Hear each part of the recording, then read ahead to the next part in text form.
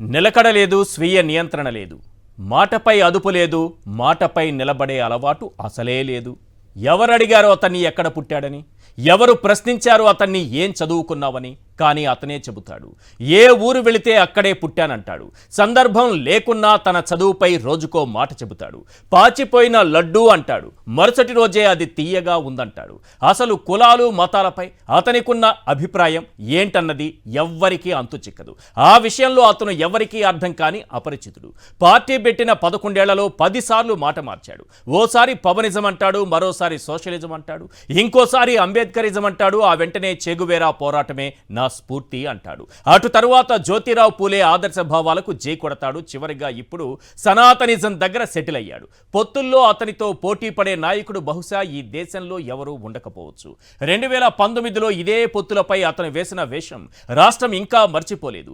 చంద్రబాబుతో విభేదాలు ఉన్నట్లుగా నటిస్తూ ఓట్లు చీల్చే కుట్రలో భాగంగా వామపక్షాలు బీఎస్పీతో కలిసి పోటీకి దిగి ప్రజలకు అడ్డంగా దొరికిపోయాడు. ఆ సినిమా డిజాస్టర్గా మిగిలిపోయింది. ఆ వెంటనే మళ్ళీ పాత గూటికే చేరిపోయాడు. చంద్రబాబును దూషించింది అతనే, విజనరీ అంటూ పొగిడింది అతనే.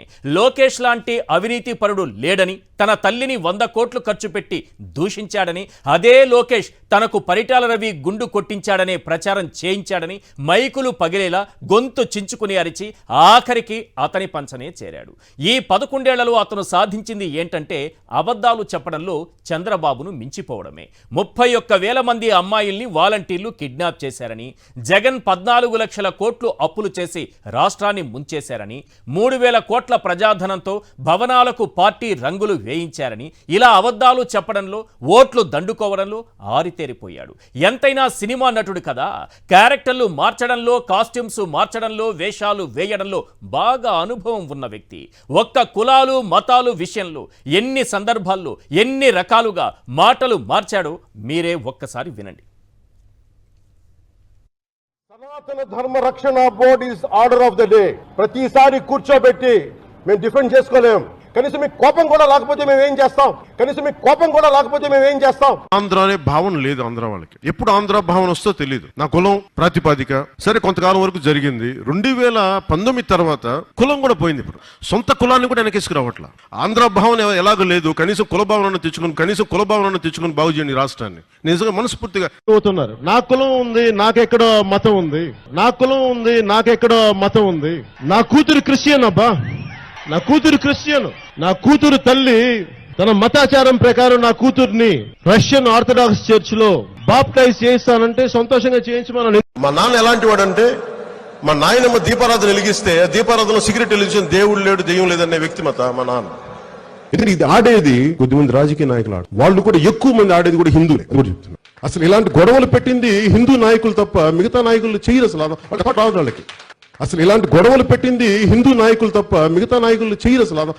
వాళ్ళకి నిజంగా మన ఈ మధ్యన గోమాంసం గురించి లేదంటే బీఫ్ గురించి ఇంత గొడవ జరుగుతూ ఉంటే నాకు అనిపించింది, బీఫ్ తినాలి అంటే నేను తిని ముందుకెళ్తాను తప్ప దాన్ని వేరేలా చేసుకోనని. అంటే తిండి ఏది తిన్నామని కాదు, నిజంగా మరి తిండి శాకాహారమే తింటే అందరూ గొప్ప వాళ్ళు అయిపోతారంటే మరి గుజరాత్ లో గోద్రా ఘటన ఎందుకు జరిగింది?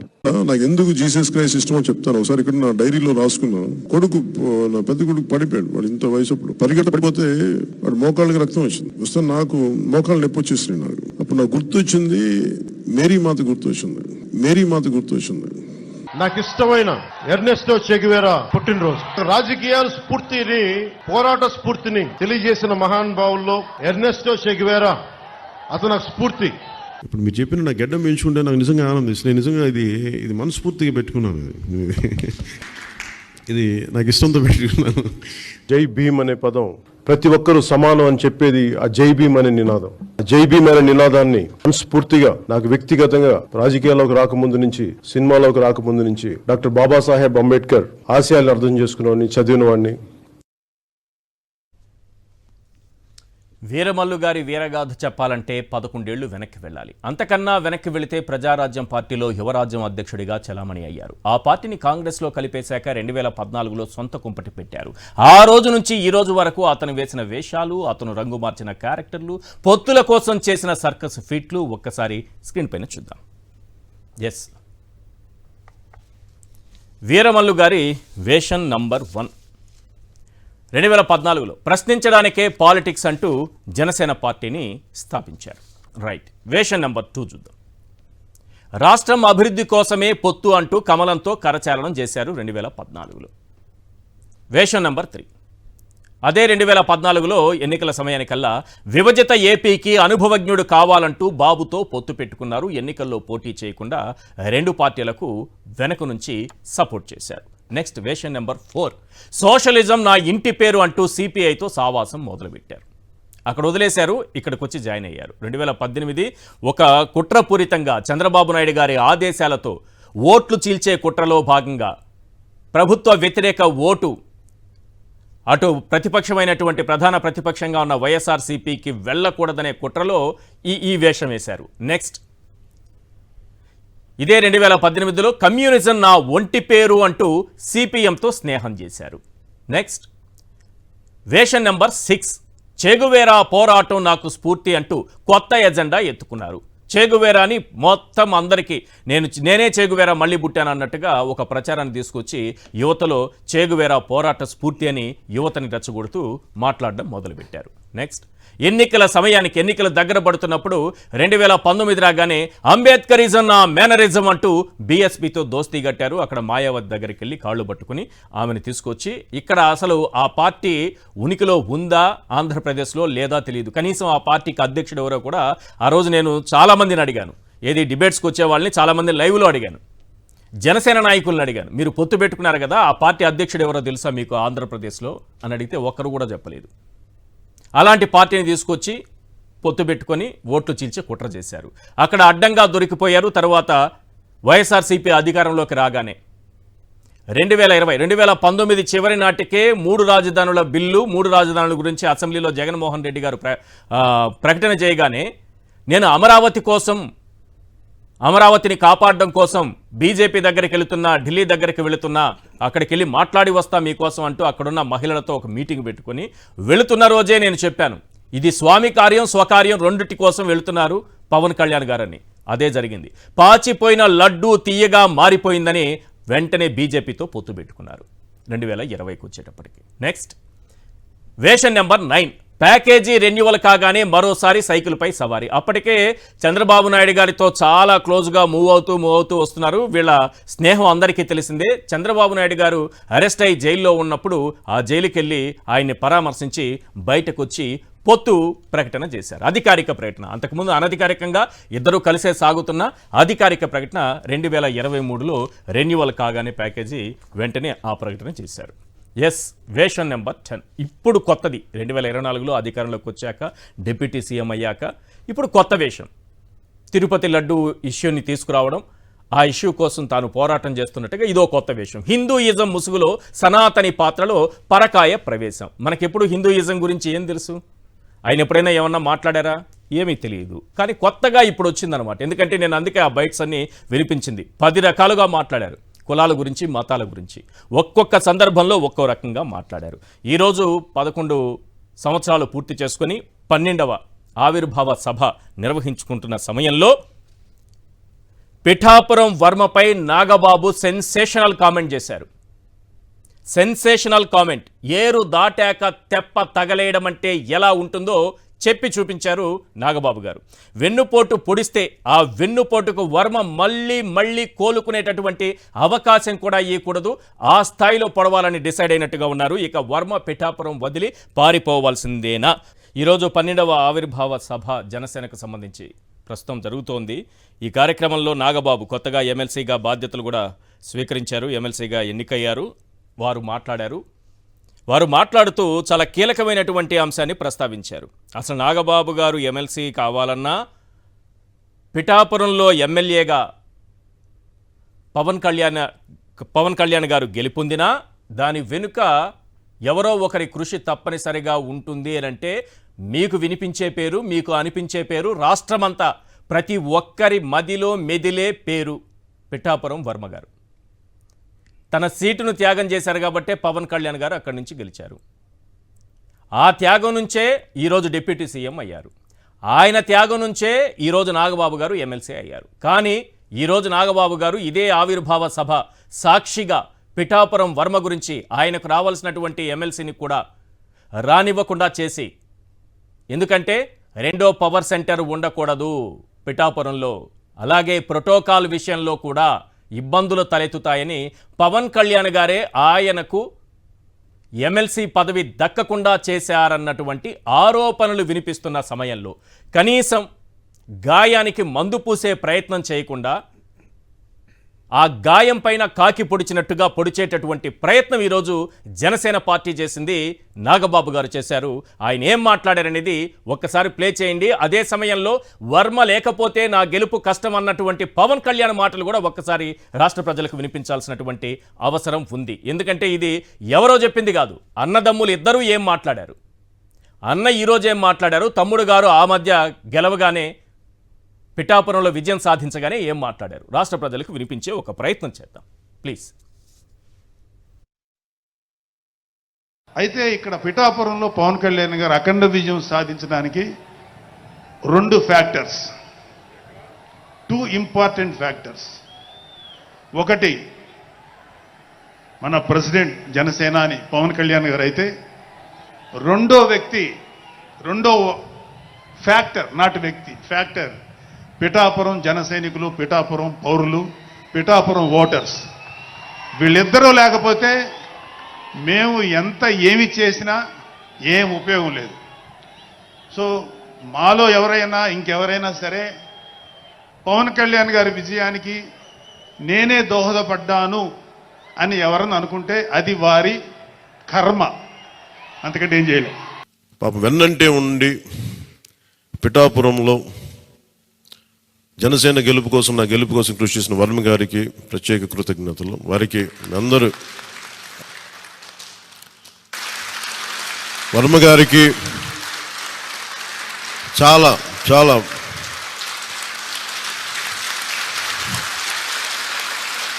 వర్మ గారు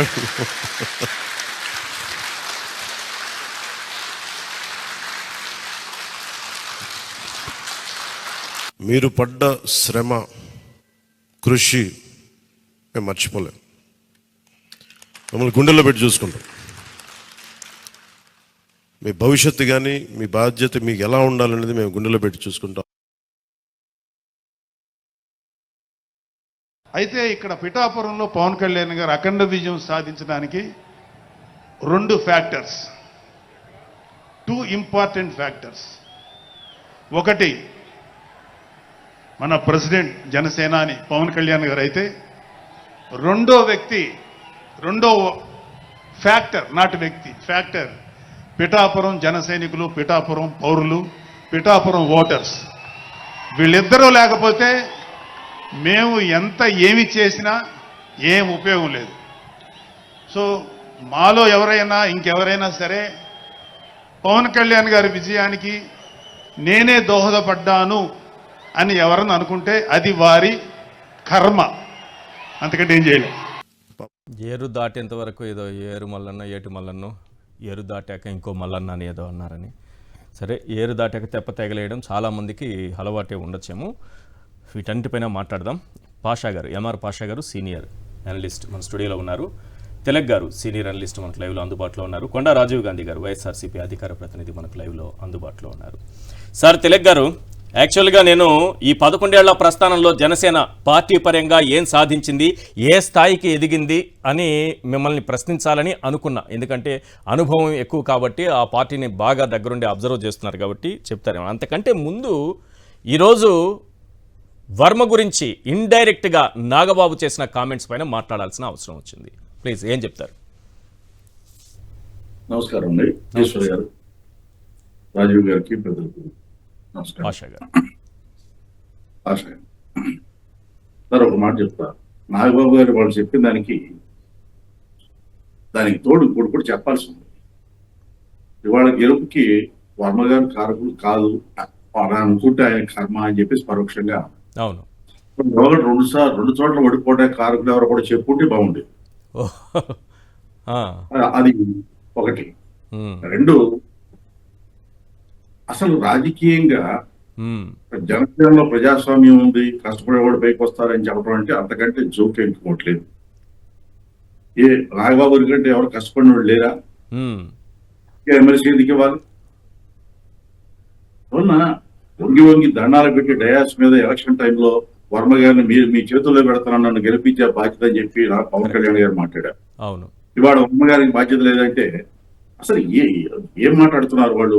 రెండోది, మీకు సామాజికంగా కొన్ని వైరుధ్యాలు, కొన్ని ఉద్రిక్తతలు సృష్టించే అవకాశం వీళ్ళ మాటల వల్ల వస్తుంది. ఎట్లా అంటే సాధారణంగానే కాపు కులం అనేది ఎమోషనల్ కమ్యూనిటీ. ఈ ఎమోషనల్ కమ్యూనిటీ అవ్వటం వలన ఎక్కడెక్కడ ఆధిపత్యం అనేది ఎవరికి తలంచదు.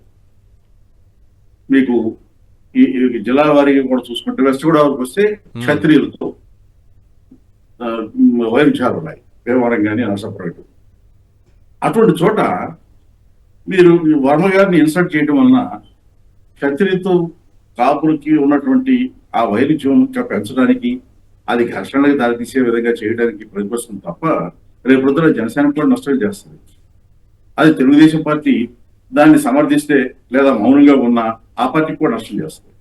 సార్, ఒకవేళ వర్మ అప్పుడే తనకు టికెట్ రానప్పుడే రెబెల్గా పోటీకి దిగి ఉంటే, ఎందుకంటే 2014లో అనుకుంటా ఆయన ఇండిపెండెంట్గా గెలిచినట్టున్నారు, ఒకవేళ ఆయన పోటీకి దిగి ఉంటే ఇప్పుడు ఈ టైంలో 2024లో పరిస్థితి ఎలా ఉండేది పిఠాపురంలో? ఆయన పోటీకి దిగి ఉంటే కాదండి, ఇప్పుడు నాగబాబు గారు స్టేట్మెంట్ ఇచ్చారు. ఆయనకి నిజంగా అంత నమ్మకం ఉంటే, పవన్ కళ్యాణ్ గారి శక్తి సామర్థ్యాల వల్లనే గెలిచారు, వర్మ గారు కారణం కాదనే నమ్మకం ఉండుంటే ఓకే, రేపు ఏ ఎన్నిక జరిగినా ఒంటరిగా పోటీ చేస్తాం, జనసేన తెలుగుదేశం మద్దతు మాకు అవసరం లేదని చెప్పమానండి, బీజేపీ మద్దతు అవసరం లేదని చెప్పమానండి. అది అహంకారం అనేది తనకిస్తే ఎలా ఉంటుంది? ఒక రాష్ట్ర మాజీ ముఖ్యమంత్రిని పట్టుకుని హాస్యనటుడు అన్న అంటే మామూలుగానే సినిమా ఫీల్డ్ లో కానీ బయట కానీ నాగబాబు గారి గురించి చాలా చాలా చులకనగా మాడుకుంటారు. ఆయన నోటికి హద్దుడు గుందుడుగా మాడతాడని. లోగడ మోడీ గారి గురించి కామెంట్స్ పెట్టాడు, పోస్టులు పెట్టాడు, చంద్రబాబు గారి గురించి పెట్టాడు, లోకేష్ గారి గురించి పెట్టాడు, బాలకృష్ణ గురించి పెట్టాడు, గురించి పెట్టాడు. ఆయనకి ఒక పద్ధతి దుందుడుతనం చాలా ఎక్కువ. రాబోయే రోజుల్లో ఇలాంటి కామెడీ మాటలు చాలా వస్తాయి. నిన్న కాకుండా ఎమ్మెల్సీ గెలవక ముందే పెట్టాడు ఒకటి, జనసేన గెలుపుకిను క్రికెట్ లో గెలుపుకి పోలికి తీసుకొస్తే ఒక పోస్ట్ పెట్టాడు ఆయన. ఓకే, వల్ల ఆయన మాటలు రాబోయే రోజుల్లో చాలా హాస్యం పుట్టిస్తాయి, దాంట్లో డోకాలేదు. వీళ్ళకి ఒక స్పష్టమైన విధానం, రాజకీయ విధానం ఉండుంటే, పవన్ కళ్యాణ్ గారి శక్తి సామర్థ్యాలు, ఆకర్షణ శక్తి వలన మేము గెలిచామనే నమ్మకం ఉండుంటే వచ్చే ఎన్నికలు ఏ ఎన్నికైనా సరే వర్మ కాదు, తెలుగుదేశం పార్టీ కాదు, బీజేపీ కాదు, ఎవరి మద్దతు మాకు అక్కర్లేదు, మేము ఒంటరిగా పోటీ చేస్తాం అని చెప్పమానండి. అసలు అక్కడ దాకా కాదండి, వీళ్ళు గెలిచింది కాపులు ఎక్కువగా ఉన్న నియోజకవర్గాల్లో తప్ప మిగతా చోట్ల గెలవాలి. ఇప్పటికీ 10 నెలలు అయింది ఎన్నికలు అయ్యి. ఆ 20 నియోజకవర్గాలైనా మీరు పార్టీని పటిష్టం చేసుకోవడానికి ప్రయత్నం చేస్తున్నారా? 20 నియోజకవర్గాల్లో వెళ్ళి పవన్ కళ్యాణ్ గారు సమీక్ష చేశారా? లేదు. తాడేపల్లికి పిలిచి పార్టీ ఆఫీసులో సమీక్ష చేసి జరిపారా నియోజకవర్గాల వారీగా? లేదు కదా. మన రాష్ట్రంలోని 175 నియోజకవర్గాల్లో 20 నియోజకవర్గాల్లో మీరు గెలిస్తే మీరు ఏదో చాలా కొమ్ములు ముడిచి మాకు అనుకుంటే ఎట్లా? రాష్ట్ర వ్యాప్తంగా మీ బలం ఏంటి అసలు? జనసేన బలం. మీరు పిఠాపురంలో ఎందుకు మీటింగ్ పెట్టారు? కాపుడు బలం ఉన్న చోట ఎందుకు మీటింగ్ పెట్టాల్సి వచ్చింది? వేరే చోట పెట్టచ్చు, అనంతపురంలోనూ లేకపోతే ఒంగోలులోనూ పెట్టి మీ బలవాడి చూపించవచ్చు కదా. కేవలం ఒక సభలో మీటింగ్ అది రాజకీయ సభలాగా లేదండి. రాజకీయ సభ ఆవిర్భావ సభ కానీ ఇంకోటి కానీ ఉంటాయి. అది సందర్భం ఏం చేయాలి? ఆ సభకు ముందు పార్టీ రాష్ట్ర నాయకులంతా స్టేట్ ఎగ్జిక్యూటివ్ కమిటీయో లేకపోతే ఏదో పొలిటికల్ కమిటీ ఉంటుంది. ఆ కమిటీ సమావేశమై ఇప్పటి వరకు మనం అనుసరించిన విధానం ఇది, రాబోయే రోజుల్లో మన విధానం ఇది, ప్రభుత్వంలో ఇలా చేస్తాం, పార్టీ పరమైన విధానాలు ఇవి అని చర్చించి ఆ తీర్మానాలు రిలీజ్ చేయాలి. ఎంతసేపు ఇవాళ పొద్దున్నే చూస్తున్నాను, పవన్ కళ్యాణ్ గారు ఏం మాట్లాడతారో ఎదురు చూస్తున్నారు, పవన్ కళ్యాణ్ గారు ఏం మాట్లాడతారో ఎదురు చూస్తున్నారు. ఏంటి చూసింది? ఆయన ఉపన్యాసాల కోసం ఆ మీటింగ్ ఒక పార్టీ రాజకీయ పార్టీగా వాడి ప్రవర్తన లేదు, ఒక సినిమా ఫంక్షన్ లాగా ఉంది తప్ప. ఈ 11 ఏళ్ల ప్రస్థానంలో పార్టీ పరంగా ఏం సాధించిందని చెప్పొచ్చు సార్? అది కూడా లేదండి. ఇప్పుడు 11 ఏళ్ళు వదిలేసేయండి, 10 నెలల్లో ఏం సాధించారో చెప్పానండి. 10 నెలల్లో మేము సాధించింది ఇది అని ఒక మాట చెప్పానండి.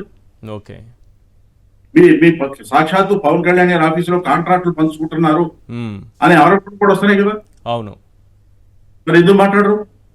కాశీనాయన క్షేత్రంలో మీ అటవీ శాఖ వాళ్ళు పూర్తి చేస్తే, భవనాలు పూర్తి చేస్తే ఎందుకు మాట్లాడరు? అటవీ శాఖ వాడు BMW కార్లు పంచుకుంటే దాని గురించి ఎందుకు మాట్లాడరు? ఉమ్, మీ ఆఫీసులో దందాలు జరుగుతుంటే ఎందుకు మాట్లాడరు? మీ ఆఫీసులో జలసేరి కాంట్రాక్టుల కోసం మీరు లోకేష్ గారి మనుషులు డిఫరెంట్ వైవిధ్యాలు లేవా మీకు? అధికారులు మేము ఒత్తిడి చేయలేదా? మా మాట అయినా ఇద్దరు చెరువు వైపున ఒత్తిడి చేయలేదా? ఎస్. ఎక్కడో నేపాల్లో పెద్దిరెడ్డి గారి మనుషులు వెహికల్స్ పట్టుకున్నాం తెలంగాణ అని చెప్పేసి ఎన్నికల టైంలో ఎన్నికల తర్వాత చెప్పారు. మరి ఇప్పుడు ఈ ఈ తిరుపతిలో కాశీరాణి క్షేత్రంలో జరిగేది మీకు తెలీదా? అవును. ఇప్పటి వరకు స్పందించలేదు పవన్ కళ్యాణ్ గారు. ఆయన స్పందించడం కూడా అండి. ఉమ్, ఆయన చంద్రబాబు గారి దగ్గర కొన్ని చాలా నేర్చుకుంటున్నాను అన్నాడు.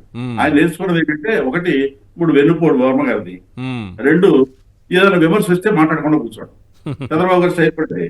ఉమ్, ఒకటి వెన్నుపోటు, 2 చంద్రబాబు గారు ఆఫ్ అయిపోతారు. వాళ్ళ పేపర్లు అసలు పూర్తిగా ఆఫ్ అయిపోతారు. ఎక్కడికి పోతారో కూడా కనిపించరు. ఆన్ అండ్ ఆఫ్ ఉంటుంది. అప్పుడప్పుడు ఆన్ అవుతూ ఉంటారు, మిగతా టైంలో ఆఫ్ అయిపోతూ ఉంటారు. అసలు కనిపించరు.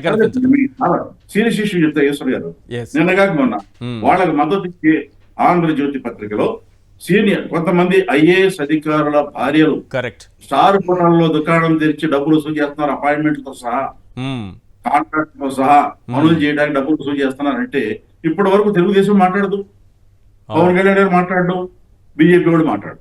కరెక్ట్. వాళ్ళ స్టాండ్ అది. విమర్శ వచ్చినప్పుడు మాట్లాడరు. రైట్. ఇవాళ జరిగింది ఏంటి? Right. ఇవాళ కాంట్రాక్టులు కొన్ని ఫైనలైజ్ చేశారు. ఫైనలైజ్ చేసిన దాంట్లో మొన్నటిదాకా జగన్ గారు మనుషులు, జగన్ గారు వాళ్ళతో కుమ్మక్కయ్యాడని చెప్పి ఆరోపణలు చేసి అదే సంవత్సరానికి వాడు ఇచ్చారు. కరెక్ట్. అందులో ఇవన్నీ సరిగ్గా విశ్లేషించేటువంటి ధోరణి ఇవాళ మీడియాలో లేదు. 99% మీడియా వాళ్ళ చేతిలో ఉంది కాబట్టి ఉన్నాయి లేని అన్ని కూడా రాయటం, అల్లరి చేయడం తప్ప.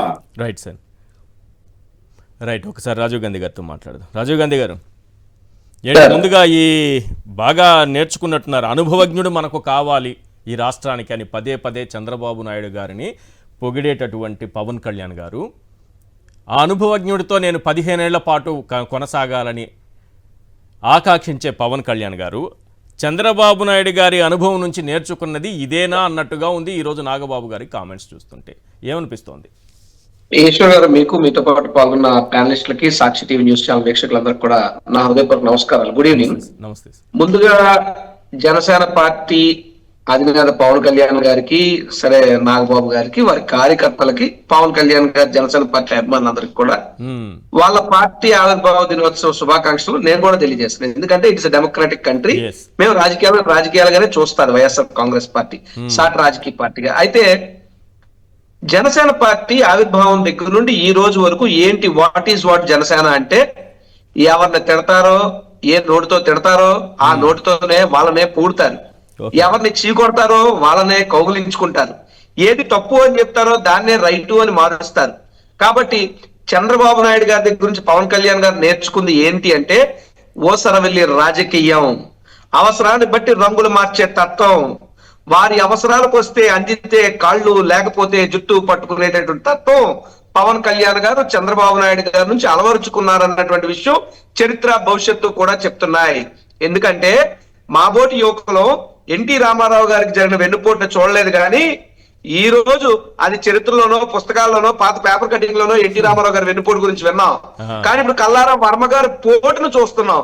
సో చంద్రబాబు నాయుడు గారిదేమో ఎన్టీఆర్ పోటు, పవన్ కళ్యాణ్ గారిదేమో వర్మ పోటు. వెన్నుపోటుకి పర్యాయ పదాలు 2 దొరికాయి ఇప్పుడు ఈ రాష్ట్ర రాజకీయ చరిత్రలో. ఒకటి ఎన్టీఆర్ పోటు, ఇంకోటి వర్మ పోటు.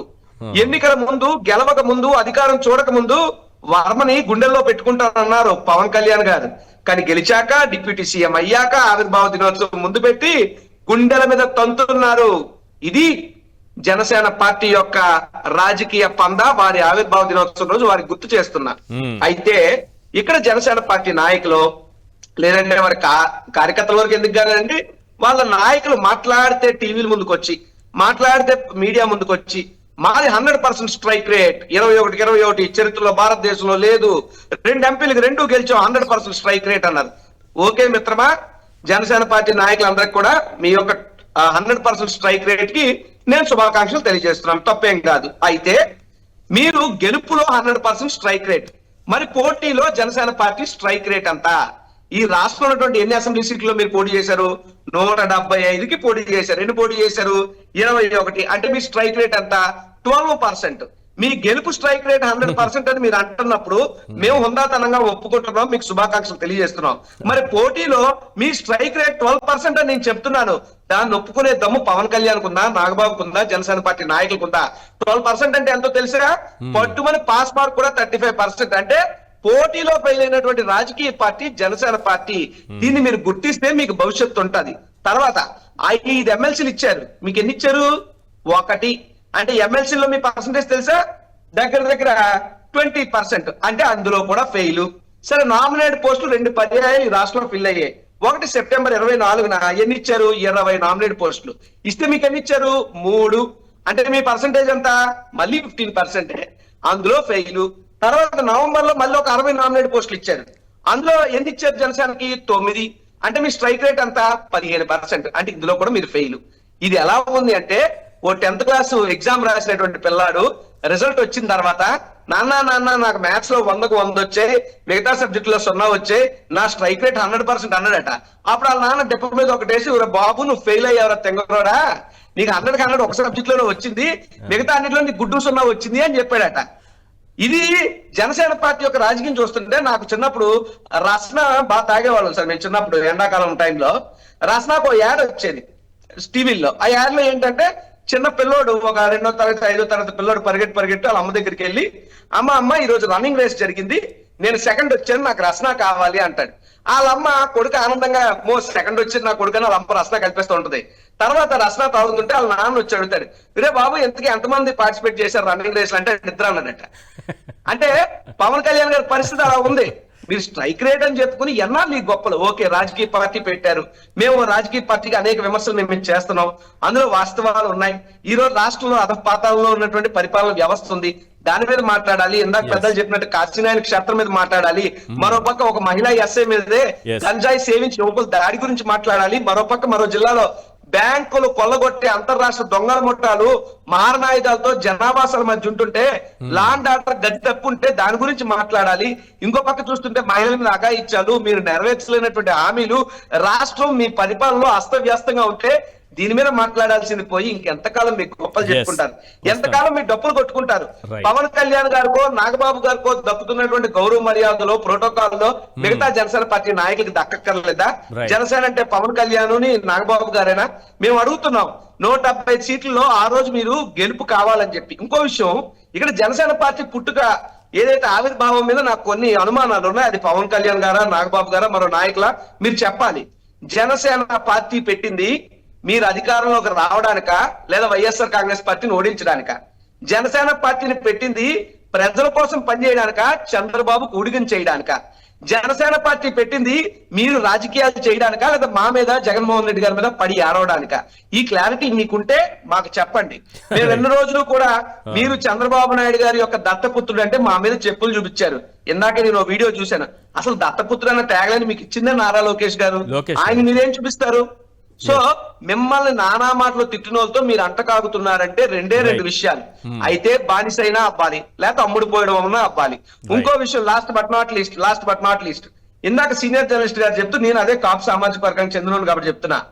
కాపుల్లో ఉదాహరణ, కాపుల్లోనే కాదు, ఈ రాష్ట్ర రాజకీయ చరిత్రలో ముఖ్యమంత్రులు చేసిన వాళ్ళకి మాత్రమే, అందులో కూడా అందరు ముఖ్యమంత్రులు లేవు, ఓన్లీ వైఎస్ రాజశేఖర రెడ్డి గారు అండ్ ఎన్టీ రామారావు గారికి మాత్రమే ఊరు వాడా విగ్రహాలు ఉన్నాయి. బట్ మంత్రిగా కూడా చేయకుండా ఓన్లీ వన్స్ ఎమ్మెల్యే చేసి ఈ రాష్ట్రం మొత్తం రాజశేఖర రెడ్డి గారు, ఎన్టీ రామారావు గారు, అంబేద్కర్ గారు మహా నాయకులతో సరి సమానంగా విగ్రహాలు ఉన్నటువంటి ఏకైక నాయకుడు వంగవీటి మోహన్ రంగా గారు, మా జాతి నాయకుడు. మేము చాలా గర్వంగా చెప్పుకుంటాం. అయితే మా నాయకుడు చెప్పినటువంటి మాట, మనం ఎవరి దయా దాక్షిణ్యం మీద బతకాల్సిన అవసరం లేదు, కష్టపడి పనిచేద్దాం, మన కాళ్ళ మీద మనం నిలబడదాం. అది మా జాతి నాయకుడు మాకు చెప్పినటువంటి మూల సూత్రాలు. కానీ ఈ రోజు మా నాయకుడు వంగవీటి మోహన్ రంగా గారు చెప్పినటువంటి సూత్రాలకు కూడా తూట్లు పడుస్తూ చంద్రబాబు నాయుడు గారి బూట్ల దగ్గర చంద్రబాబు నాయుడు గారికి దాసోహం అంటూ బానిసత్వంతో ఉండాల్సిన అవసరం పవన్ కళ్యాణ్కి ఏమొచ్చిందని అడుగుతున్నాం. ఈ ఆవిర్భావ దినోత్సవం నుంచి అయినా మీరు బయటకు రండి, వేషాలు కాదు రోషం తెచ్చుకుని పనిచేయమని చెప్పి నేను Right. పవన్ కళ్యాణ్ గారికి Yes. నాగబాబు గారికి కూడా సూచిస్తూ మరోసారి వారికి ఆవిర్భావ దినోత్సవం సందర్భంగా నా శుభాకాంక్షలు ఏం శుభాకాంక్షలు సార్ ఇన్ని మాట్లాడిన తర్వాత శుభాకాంక్షలు ఎక్కడ ఉన్నాయి? సార్ అనవసరం అంటే శుభాకాంక్షలు అంటే ఎలా తీసుకోవాలి ఆ శుభాకాంక్షల్ని? అది వారిష్టం. రైట్ ఎస్ భాషా గారు, నాగబాబు గారి కామెంట్స్ పైన ఏం చెప్తారు సార్? ముందుగా ఈశ్వర్ గారు, మీకు సాక్షి ప్రేక్షకులకు ప్యానెల్లో పెద్దలందరికీ హ్యాపీ హోలీ అండి. ఈరోజు హోలీ పండుగ నుంచి దాంతోపాటు 12వ ఆవిర్భావ దినోత్సవం జనసేన పార్టీ, అందుకోసం చంద్రబాబు నాయుడు గారికి, లోకేష్ గారికి శుభాకాంక్షలు అండి. పవన్ కళ్యాణ్ గారికి కూడా శుభాకాంక్షలు. సారీ మర్చిపోయిన ఆయన పేరు, పవన్ కళ్యాణ్ గారికి కూడా శుభాకాంక్షలు అండి. జనసేన పార్టీ ఆవిర్భావ సభ జరుగుతోంది, 12వ ఆవిర్భావ సభ. మీరు చంద్రబాబు నాయుడు గారు, లోకేష్ గారికి శుభాకాంక్షలు చెప్తారండి? అంటే సార్ ఎందుకు చెప్పాను అంటే దీని వెనుక కారణం ఏంటంటే జనసేన పార్టీ అనేది పవన్ కళ్యాణ్ గారికి అంత పనికొచ్చినట్టు అనిపిస్తలేదు, కానీ చంద్రబాబు నాయుడు గారికి, ఆయన కొడుకు లోకేష్ గారికి అయితే ప్రతి చోట పనికి వస్తుంది. పార్టీ అంటే టీడీపీ లేదా కూటమి మీద ఎప్పుడు ఏ సమస్య, ఏ ఇష్యూ వచ్చినా దన్ను అని చెప్పేసి జెండా ఎత్తుకుని వచ్చేస్తాడు పవన్ కళ్యాణ్ గారు, కాపాడడానికి లేదా ఆ ఇష్యూని సైడ్ ట్రాక్ చేయడానికి. ఉదాహరణకి తిరుపతి లడ్డు ఇష్యూ మనం తీసుకుంటే అక్కడ పవన్ కళ్యాణ్ గారి పని ఉంది, అక్కడ రోల్ ఏముంది, ఆయన వచ్చి అంత పెద్ద డ్రామా చేయాల్సిన అవసరం ఏముంది? ఇష్యూ అన్నది అది ఫాల్స్ ఎలిగేషన్, అందరికీ తెలిసిన విషయమే. అది ఫాల్స్ ఎలిగేషన్ అని చెప్పేసి దాని తర్వాత చాలా ఆధారాలు కూడా బయటపడ్డాయి. సరే, ఆ విషయానికి వెళ్ళడానికి ముందు ఇందాక మీరు చెప్పినటువంటి వర్మ గారి ఇష్యూ సార్, రెండే ఫ్యాక్టర్స్ పవన్ కళ్యాణ్ గారి గెలుపుకి. ఒక ఫ్యాక్టర్ ఏంటి అంటే స్వయంగా పవన్ కళ్యాణ్ గారు అంట, రెండో ఫ్యాక్టర్ ఏంటంటే ఓటేసినటువంటి జన సైనికులు అంట. వీళ్ళిద్దరే ఫ్యాక్టర్స్. మరి ఓడిపోయినటువంటి లాస్ట్ టైం 2 చోట్ల ఓడిపోయింది కదా, ఒకటి గాజువాక, రెండోది భీమవరము. ఆ ఓటమిలలో ఏంటి ఆ ఫ్యాక్టర్స్? అక్కడ కూడా పవన్ కళ్యాణ్ అయిన ఫ్యాక్టర్ ఓడిపోవడానికి ఒక్కసారి చెప్పాలి. రెండో విషయం నేను ప్రతిసారి చెప్తాను ఏంటంటే, పిఠాపురంలో అక్కడ పవన్ కళ్యాణ్ అనే ఒక చిన్న మొక్కని నాటడానికి వర్మ అనే ఒక మహావృక్షాన్ని చంపేయడం జరిగింది. చంపింది కూడా స్వయంగా చంద్రబాబు నాయుడు గారే, సొంత పార్టీ అదే ఆయన చేతులతో ఆయన చంపేశాడు. ఈరోజు వర్మ గారి భవిష్యత్తు ఏంటంటే మొత్తం అంధకారంలోకి, వర్మ గారి కొడుకు భవిష్యత్తు ఏంటంటే మొత్తం అంధకారంలోకి. ఎంత దారుణం అంటే సార్, ఎలక్షన్లకి ముందు ఇందాక మీరు చూపించిన వీడియోలో చెయ్యి పట్టుకుని నా భవిష్యత్తు, నా గెలుపు మీ చేతిలో పెడుతున్నా అన్నాడు. అంటే సరే, గెలిచిన తర్వాత ఎంతగా ఆయనకు ఉపయోగపడతాడు అని చెప్పేసి అందరం అనుకున్నాం. గెలిచిన తర్వాత అంటి అంటకుండా, ముట్టి ముట్టకుండా ఆయన దూరం పెట్టి, ఆయన పరిస్థితి ఎంత దారుణంగా మారిందంటే ఆయన బయటికి ఎక్కడికైనా వెళ్తే ఆయన పేరుని ఈరోజు జన సైనికులను పంపించి ఆయన పేరుని డ్యామేజ్ చేసే పరిస్థితిలో పిఠాపురంలోనే చేశారు. పెద్ద కుట్ర. రెండో విషయం ఏంటంటే ఎమ్మెల్సీ ఎందుకు ఇవ్వలేదు అందరం అడుగుతున్నాం. ఎందుకు ఇవ్వలేదు అంటే, ఎమ్మెల్యే పవన్ కళ్యాణ్ అక్కడ లోకల్లో ఉండడు, పోతే ఎప్పుడో 6 నెలలకు 3 నెలలకు ఒకసారి పోతాడు. ఎమ్మెల్యే లేనప్పుడు ఎవరిని పిలుస్తారు? ఏదైనా కార్యక్రమాలు ఉంటే, ఏదైనా ఓపెనింగ్లు ఉంటే, ఏదైనా రాజకీయ కార్యక్రమాలు ఉంటే ఎమ్మెల్సీనే పిలుస్తారు. అయితే అక్కడ పట్టు ఏదైతే ఉందో వర్మ గారిది ఇంకా పెరుగుతుంది, తగ్గదు, పెరుగుతుంది. పెరిగితే రేపు పొద్దున్న పవన్ కళ్యాణ్కి కష్టం. ఎందుకంటే ఇండిపెండెంట్గా నిలబడి గెలిచినోడు వర్మ సత్తా ఏందో తెలుసు పవన్ కళ్యాణ్కి. ఈ రోజు కాకపోతే రేపు వర్మ అనే వ్యక్తి పవన్ కళ్యాణ్కి డేంజర్ అని చెప్పేసి తెలిసి మెల్లమెల్లగా ఆ మహావృక్షాన్ని విషం పోసి చంపేశారు, అక్కడ లేకుండా చేశారు. ఈరోజు అంత దారుణమైన పరిస్థితి. ఈరోజు నిజంగా ఆవిర్భావ దినోత్సవం చేసుకుంటుంటే నిజంగా సినిమాలలో హీరో గారు పవన్ కళ్యాణ్ గారు ఏం చేయాలి? వర్మ గారికి పెద్దపీట వేసి వర్మ గారిని స్పెషల్ గెస్ట్గా పిలవాలి. సార్, నా బతికి ఈరోజు నేను ఉప ముఖ్యమంత్రిని అయినా మీ వల్లనే అయినా అని చెప్పేసి చెప్పాలి. ఇది ఇంపార్టెంట్. రెండో విషయము 12వ ఆవిర్భావ దినోత్సవం. 12వ ఆవిర్భావ దినోత్సవంలో పవన్ కళ్యాణ్ అన్న 12 అబద్ధాల గురించి మనం మాట్లాడుకుందాం సార్. 12 అబద్ధాలే, 12వ సంవత్సరం కాదు, 12 మాట్లాడుకుందాం. మొదటిది కుల మత రాజకీయాలు. నేను కులాలకి మతాలకి వ్యతిరేకిని, నేను కులమత రాజకీయాలు చేయను అని చెప్పేసి ఈరోజు భారతదేశంలోనే బహుశా పవన్ కళ్యాణ్ చేసేంత పెద్ద మత రాజకీయాలు, కుల రాజకీయాలు వేరే ఏ పార్టీ చేయదు. ఆ దుస్థితికి దిగజారిండు పవన్ కళ్యాణ్. రెండో సార్, కుటుంబ పాలన. ఆ వీడియో చూస్తే నాకు నవ్వొస్తుంది. కుటుంబ పాలన అన్నది మా పార్టీలో ఉండదు, మీలో ఒకడే రావాలి అని ఇట్లా చూపించాడు. ముందర జనాలు కూర్చుంటే మీలో రావాలన్నాడు. వచ్చింది ఎవరంటే ఆయన అన్న, ఎమ్మెల్సీ అయ్యిండు. దేనికండి మరి? కుటుంబం అంత పెద్ద డైలాగులు ఎందుకు కొట్టడం? ఈరోజు నవ్వుల పాలు ఎందుకు అవ్వడం? మూడో అబద్ధము సుగాలి ప్రీతి. సార్, ఆ అమ్మాయి ఇంత పెద్ద ఇష్యూ జరిగితే ఎలక్షన్లలో వాడుకున్నాడు ఇష్యూని. ఊగిపోతే ఆ బస్సు మించి ఆడబడతాడు అని చెప్పేసి నేను భయపడ్డా. అంతలా ఊగిపోయాడు సుగాలి ప్రీతి అని చెప్పేసి మొత్తం ఊగిపోయాడు. సరే, నువ్వు ఊగిపోయినావు, నువ్వు గెలిచినావు, ఈరోజు న్యాయం చేయి. జగన్మోహన్ రెడ్డి గారు సిబిఐ ఎంక్వైరీ చేస్తే ఆ సిబిఐ ఎంక్వైరీని నిలబెట్టుకోలేకపోయినావు. నువ్వు ఉప ముఖ్యమంత్రిగా నువ్వేం న్యాయం చేసినావు సుగాలి ప్రీతికి? ఈరోజు సుగాలి ప్రీతి తల్లి కళ్ళల్లోకి చూసి నువ్వు మాట్లాడగలవా? 4వది అబద్ధము, 30,000 మంది అమ్మాయిలు మాయమయ్యారు. ఏడా సార్ 30,000 మంది తీసుకురమ్మనండి. ఇప్పుడు ఉప ముఖ్యమంత్రి కేంద్ర బలగాలు అసలు ఈయన ఏం కాని రోజుల్లోనే ఈయన మంత్రి కాదు, ముఖ్యమంత్రి కాదు, సర్పంచ్ కాదు. ఆ జమాన్లో సర్పంచ్ కానటువంటి పవన్ కళ్యాణ్ గారికి కేంద్ర నిఘా వర్గాలు వచ్చి చెప్పినాయంట 30,000 మంది అమ్మాయిలు మాయమేరంట. అది మనం అందరం నమ్మాలి, నమ్మినం కూడా. 5వది వాలంటీర్స్ 10,000 రూపాయలు అన్నాడు సార్. 10,000 రూపాయలు ఇస్తా, నేను మీ పొట్టగొట్టేటోని కాదమ్మా అని చెప్పేసి పెద్ద అన్న లెవెల్లో మాట్లాడి ఈరోజు అసలు వాలంటీర్ వ్యవస్థలే కూడా చేసేసిండు. కథం కథం. 6వది 25,000 కోట్ల రూపాయల డ్రగ్స్ వచ్చినాయి ఆంధ్రప్రదేశ్లో. పిల్లలుగా అసలు మొత్తం నాశనం భవిష్యత్తు అయిపోయిందని చెప్పేసి నాటకాలు ఆడితే ఈరోజు ఏదో పప్పు ఉప్పు ఆ డ్రగ్స్ కాదంట, అదేదో పౌడర్ అంట. అది పరిస్థితి. 7వ అబద్ధం స్టీల్ ప్లాంట్. ఒక్క సీటు నాకు ఇవ్వలేదు, ఒక్కటి ఇచ్చుంటే నేను పోరాడేటోడిని నాకు ఇవ్వలేదు అన్నాడు. ఈ రోజు మరి నీకు ఎన్ని పోరాడినావో అన్ని, ఎన్నిట్లో కంటెస్ట్ చేసినావు అన్నింటిలో గెలిచినావుగా. మరి ఈ రోజు స్టీల్ ప్లాంట్ గురించి మాట్లాడవే. ఈ రోజు పరిస్థితి అది. 8వది land titling act. Jaganmohan Reddy మొత్తం భూములు పట్టుకపోతుండు. నేను ఆంధ్రాలో ఉన్నా సార్. నేను ఆంధ్రాలో ఉంటే నా ఫోన్కి ఫోన్ వచ్చింది, ఏదో నెంబర్ వింతగుంది నన్ను చెప్తే, recording phone, land titling act అనేది వింతగా అనిపించింది. జగన్మోహన్ రెడ్డి గారంట భూములన్నీ పట్టుకపోతాడంట. యాడికి సంకల పెట్టుకుని చంద్రగ్రహానికి పారిపోతాడా? ఏం మాటలో ఏం అబద్ధాలో. నెక్స్ట్ మనం చూసుకుంటే 9వ అబద్ధము సచివాలయానికి రంగులు వేసిండంట. ఆ రంగులకు 4,000 కోట్లు అయినాయంట. సరే నాకు వింత కనిపించింది. మళ్ళీ ఇంకో దరిద్రం చూడండి, వీళ్ళే అసెంబ్లీలో నిలబడి నిజం మాట్లాడతారు. ఏమని? అంతగాలే 100 కోట్లే అయిందని. మరి వీళ్ళతోటి నిజం రంగులు వేయడానికి 50 కోట్లే, మళ్ళీ వేరే రంగులు వేయించారు వీళ్ళు, కోర్టుకెళ్ళి వేయించిన దానికి ఇంకో 50 అయింది. 10వ అబద్ధము అప్పులు. జగన్మోహన్ రెడ్డి గారు 14 లక్షల కోట్లు చేసిండు. 13, 11, 10, 9 వీళ్ళే వస్తారు. యాడికి వచ్చారు? 3,60,000 కోట్ల దానికి వచ్చారు. ఇది. నెక్స్ట్ 11వది మేనిఫెస్టో. మేనిఫెస్టోలో నాకు అర్థం కాదు, బీజేపీ సరే అంటకుండా ఉన్నది. మేనిఫెస్టో లాంచ్ చేసింది మీరిద్దరే కదా, చంద్రబాబు నాయుడు గారు మీరిద్దరే కదా. మరి ఈ రోజు మేనిఫెస్టో పరిస్థితి ఏంది? చివరిది సార్ 12వది గ్రీన్కో దగ్గరికి వెళ్ళి వీడియో తీసి చాలా బాగా చేస్తున్నారు, ఏషియాలోనే అసలు ఇట్లాంటిది లేదు అని చెప్పి పొగిడింది. ఇప్పుడు ఎలక్షన్లకి ముందేమన్నాడు, అసలు ఏ పారిశ్రామికవేత్తలు రావట్లేదు ఆంధ్రప్రదేశ్కి, మొత్తం జగన్మోహన్ రెడ్డి ముంచేసిండని. మళ్ళీ నిశ్చితుగా గ్రీన్కో ముందరికి పోయి వీడియో తీసుకుంటూ సెల్ఫీ వీడియో మాట్లాడిండు. ఇట్లాంటిది ఏషియాలోనే లేదు. మాట్లాడాల్సిన పరిస్థితి వచ్చింది. ముచ్చటగా తనకి లాభం ఉంటే ఏమైనా మాట్లాడతారు. ముచ్చటగా 13 మాట్లాడారు. మీకు 13 తోటి చెప్పేస్తా. ఒకటే నెక్స్ట్ ఇది కూడా ఒకటి చెప్పిద్దాం. టీడీపీతో అక్రమ సంబంధం సార్. ఒకసారి నా తల్లిని తిట్టిండు లోకేష్, నేను క్షమించనంటాడు. ఇంకోసారి నన్ను బాలకృష్ణ ఏదో అన్నాడు, నేను క్షమించనంటాడు. ఇంకోసారి మమ్మల్ని ఉంచుకున్న వాళ్ళు అన్నారు, మేము క్షమించనంటాడు. అన్ని మాటలని మరి నిస్సిగ్గుగా పోయి ఈసారి జనసేన టీడీపీతో కలిసి పొత్తులో పోటీకి వెళ్తాది. సో 11 ఏళ్లలో ఒక వెన్నుపోటు అబద్ధాలు ఇవి నేర్చుకున్నారా? నిజంగా ఈ రోజు చంద్రబాబు నాయుడు గారు అసలు ఎక్కడున్నాడు నాకు అర్థం కావట్లేదు. ఈ మనిషి ఆడిన అబద్ధాలకి సినిమాల్లో ఇట్లాంటి సీన్స్ కూడా ఉంటాయి అసలు. యాక్చువల్లీ నాకు అర్థం ఉంది సార్, ఉంది నా దగ్గర ఉంది.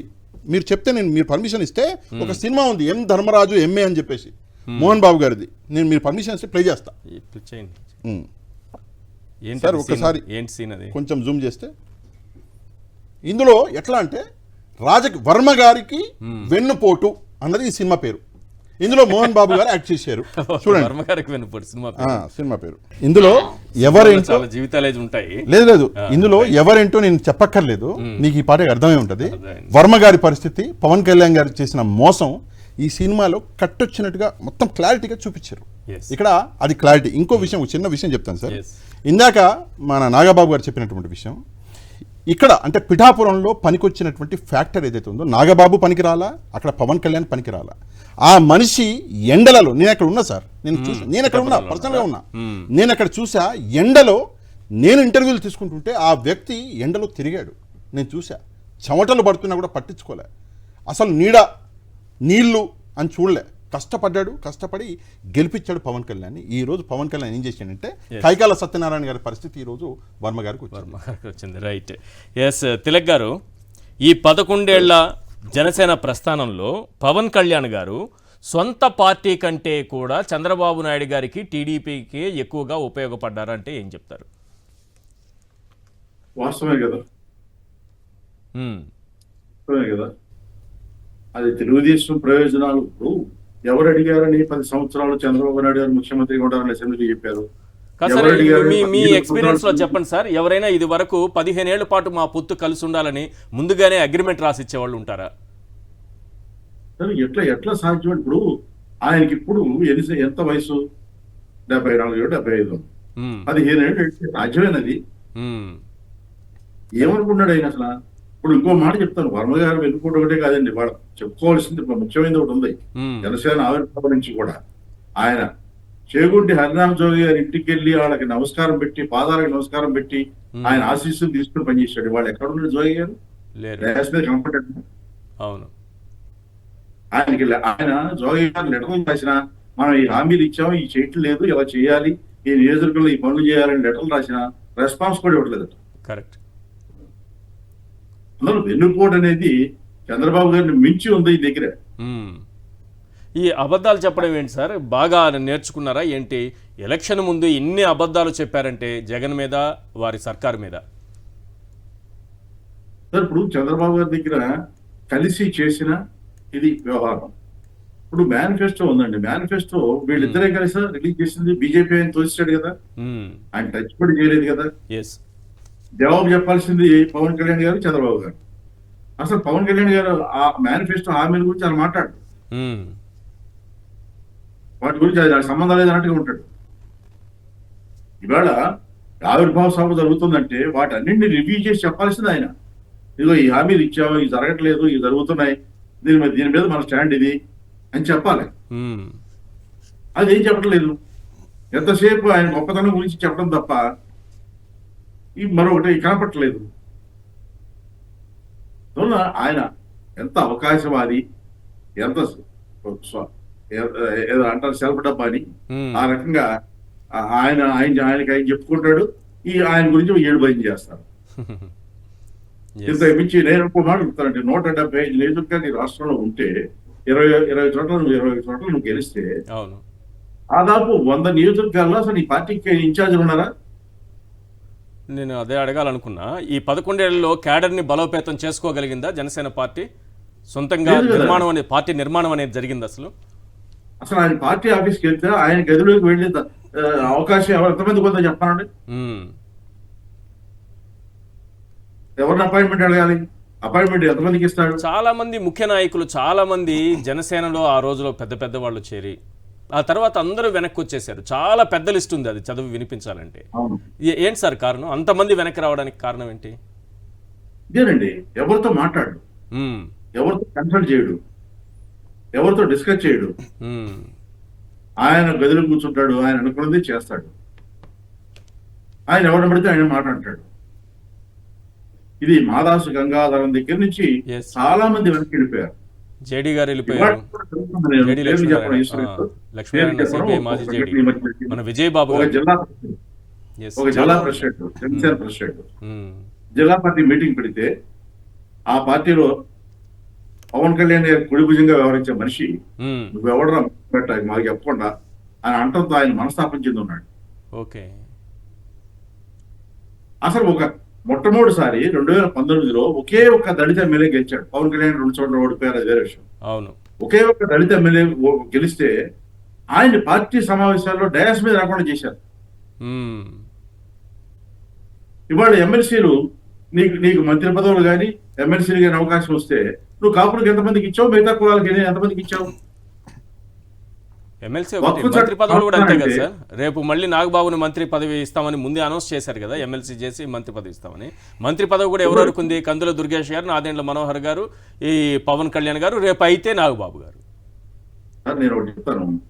ఇప్పుడు అసలు నాగబాబు గారి సీటు చంద్రబాబు నాయుడు గారు అప్రూవ్ ఏకగ్రీవమైంది కాబట్టి సరిపోయింది. చంద్రబాబు గారు అప్రూవ్ చేసినట్టు ఎక్కడ మొత్తం స్టేట్మెంట్ కానీ, ప్రకటన కానీ, లేదా వాళ్ళ పార్టీ దాంట్లో వ్యవహారం కానీ బ్లాక్మెయిల్ చేసి ఈయన పార్టీ సమావేశంలో నాగబాబు నామినేషన్ సిద్ధం చేయండి చెప్పాడు తప్ప, నామినేషన్ పేపర్ మీద జనసేన వాడు 10 మంది సంతకాలు పెట్టారు తప్ప ఒక్క తెలుగుదేశం సంతకం పెట్టలేదు, బీజేపీ కూడా సంతకం పెట్టారు. కరెక్ట్. అది ఏకగ్రీవం అయింది కూడా సరే బ్లాక్మెయిల్ చేసి తీసుకున్నాడు. నువ్వు ఎందుకు ఎందుకంటే మీరు గుర్తు చేసుకోండి, దానికి ముందు రోజు ఈనాడులో వచ్చింది ఆయనకి ఎమ్మెల్సీ ఇవ్వట్లేదు, ఎంపీ ఇవ్వట్లేదు, కార్పొరేషన్ చైర్మన్ ఇస్తున్నారు. కరెక్ట్. దానికి ముందు రోజు పవన్ కళ్యాణ్ గారికి ఫోన్ చేస్తే చంద్రబాబు నాయుడు గారు ఫోన్ తీయలేదు అని ఈనాడులో వచ్చింది. అవును, ఎవరు బ్లాక్మెయిల్ చేస్తున్నారు? ఈయన బయటకు వచ్చి వైసీపీ వాడు దుష్ప్రచారం చేస్తానని చెబుతాడు. అందువల్ల అక్కడ జరుగుతున్నది మీకు సంబంధాలు సరిగా లేవు, బ్లాక్మెయిలింగ్ పాలిటిక్స్ బాగా నడుస్తున్నాయి 2 పార్టీల మధ్యలో. మీరు ఇవాళ వచ్చి బయటకు వచ్చి నీతులు చెప్తే అట్లా? ఎస్ ఎస్ మీరు కొండరాజు గాంధీ గారు సార్, ఈ చెప్పండి సార్. 15 ఏళ్ల పాటు ఒక అగ్రిమెంట్ అనమాట, ఈ పొత్తు ఇలాగే కొనసాగాలని. నిజానికి ఒక పార్టీ అధ్యక్షులుగా ఉన్నప్పుడు తన పార్టీ సొంతంగా ఎలా నిర్మాణం చేసుకోవాలి, ఎలా ఎదగాలి, క్యాడర్ని ఎలా బలోపేతం చేసుకోవాలి, మనం సొంతంగా ఎలా ఎదగాలి, మన పార్టీ అధికారంలోకి ఎలా రావాలని ఎవరైనా ఆలోచిస్తారు. ఇలాగే టీడీపీతో పొత్తులో ఆ పార్టీకి సేవ చేసుకుంటూ ఉండిపోవాలని అనుకోవడం అంటే జన సైనికుల్ని కూడా మోసం చేయడమే కదా. మీరు కూడా ఇంకా ఈ బానిసలుగా ఇలాగే ఉండాలి, టీడీపీకి సపోర్ట్ చేస్తూ బతకాలని 15 ఏళ్ల పాటు అంటే ఇక ఏం భవిష్యత్తు ఉన్నట్టు ఆ పార్టీకి భవిష్యత్తు ఉంటుందా?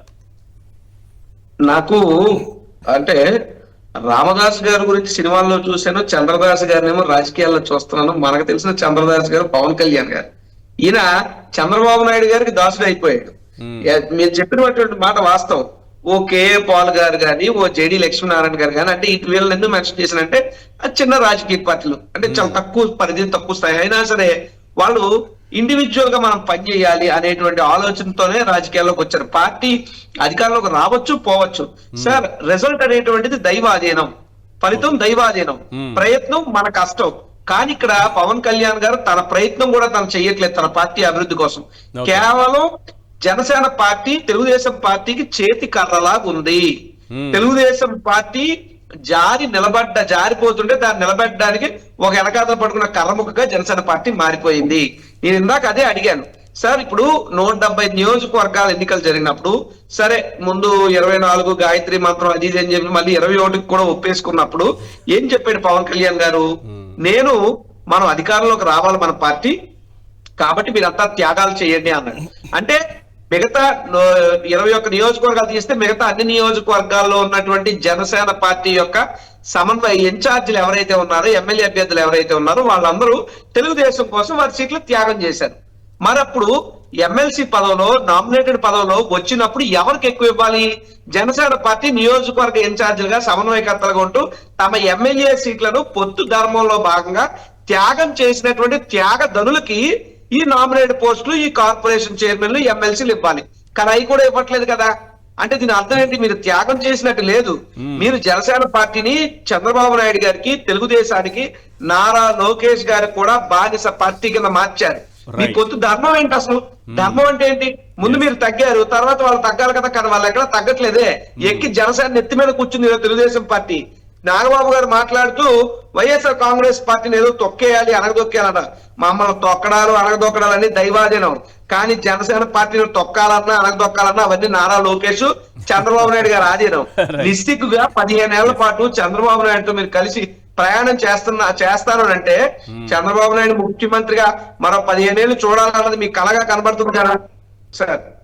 సార్ ఒక్కసారి కన్క్లూడ్ చేయండి సార్. కన్క్లూడ్ చేయండి సార్. చంద్రబాబు నాయుడు గారిని 15 ఏళ్ల పాటు ముఖ్యమంత్రిగా చూడాలనుకున్నది పవన్ కళ్యాణ్ గారి కళ. ఇక్కడ ఎక్కడ విభేదాలు వస్తున్నాయంటే జనసేన కార్యకర్తలకి పవన్ కళ్యాణ్ కు, జనసేన నాయకులకు పవన్ కళ్యాణ్ గారికి ఏంటంటే జన సైనికులందరూ కూడా పవన్ కళ్యాణ్ ని రారాజు చేయాలనుకుంటున్నారు, పవన్ కళ్యాణ్ ని రాజ్యాధినేత చేయాలనుకుంటున్నారు. కానీ పవన్ కళ్యాణ్ చంద్రబాబు నాయుడు రాజ్యానికి రాళ్ళు ఎత్తుతాను అంటున్నాడు. కాపుల కళ ఏంటి? ముఖ్యమంత్రి పీట మీద ఒక్కసారన్నా కూర్చోవాలని. కానీ నువ్వేమవుతున్నావు? ముఖ్యమంత్రి పీట మీద చంద్రబాబు నాయుడు కూర్చోబెట్టి ఆ కుర్చీ కింద ఉండే 4 కాళ్ళల్లో ఒక కాలు నేను అవుతాను అంటున్నాడు పవన్ కళ్యాణ్. కాబట్టి ఇలాంటి ఆవిర్భావ దినోత్సవం ఇంకో 10 చేసుకున్నా పవన్ కళ్యాణ్ రాజ్యాధికారమే లక్ష్యంగా పనిచేయకపోతే జనసేన పుట్టుకే రాజకీయంగా శూన్యంగా కనబడుతుంది. రైట్. ఒకసారి పవన్ కళ్యాణ్ గారు అంటే ఎన్ని రకాలుగా ఇంతకుముందు కులాల గురించి, మతాల గురించి ఎట్లా చెప్పుకున్నామో ఆయన ఎడ్యుకేషన్ గురించి కూడా అలాగే చెప్పారు. అలాగే చాలా సందర్భాల్లో ఆయన ఎక్కడ పుట్టారనే విషయం కూడా, ఎన్నిసార్లు ఏ ఊరికి వెళ్తే ఏ రకంగా మాట మార్చారనేది ఒకసారి అది కూడా వినే ప్రయత్నించాను ప్లీజ్. బాపట్లో పుట్టాను, నేను పల్నాడులో పుట్టాను, మర్చిపోకండి. బందర్లోనే పుట్టారు. నీ గుంటూరులోనే పుట్టా. ఎక్కడ పుట్టానో నాకు తెలియదు. బాపట్లో పుట్టాను, నేను పల్నాడులో పుట్టాను, మర్చిపోకండి. బందర్లోనే పుట్టారు. ఒక 30 seconds కన్క్లూడ్ చేయండి సార్ ప్లీజ్. సార్, నాకు ఇందులో ఆయన చెప్పినటువంటి విషయాలు ఉన్నాయి కదా, అక్కడ పుట్టినా ఇక్కడ పుట్టినా, అందులో ఎక్కడ పుట్టానో తెలియదన్నాడు కదా, అది మాత్రమే నాకు నమ్మబుద్ధి అవుతుంది. ఎందుకంటే నిజంగానే ఆయనకి తెలిసినట్లేదు ఎక్కడ పుట్టినాడు, అంటే ఏ ప్లేస్లో పుట్టినాడు. అదే సార్, ఒక విషయం ఇందాక మాట్లాడుతున్నప్పుడు చాలా సీరియస్ ఇష్యూ ఒకటి వచ్చింది, సర్వైవల్. జనసేన పార్టీ ఒంటరిగా పోటీ చేస్తుందా అన్న ప్రశ్నను మనం పక్కన పెడితే ఒంటరిగా పోటీ చేసి సర్వైవ్ అవ్వగలుగుతుందా అన్నది ఇంపార్టెంట్ ప్రశ్న. అవ్వలేదు.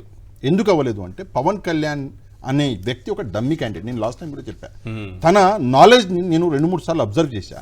తనకి ప్రతిపక్ష పార్టీ హోదాకి ఆయన పాలనలో అంటే ఆయన ఉన్నాడు, ప్రస్తుతం ఆయనే పాలిస్తున్నాడు, దానికి ఉన్నటువంటి డిఫరెన్స్ ఆయనకు తెలియదు. పాలక పక్షానికి ప్రతిపక్షానికి ఉన్న డిఫరెన్స్ తెలియదు.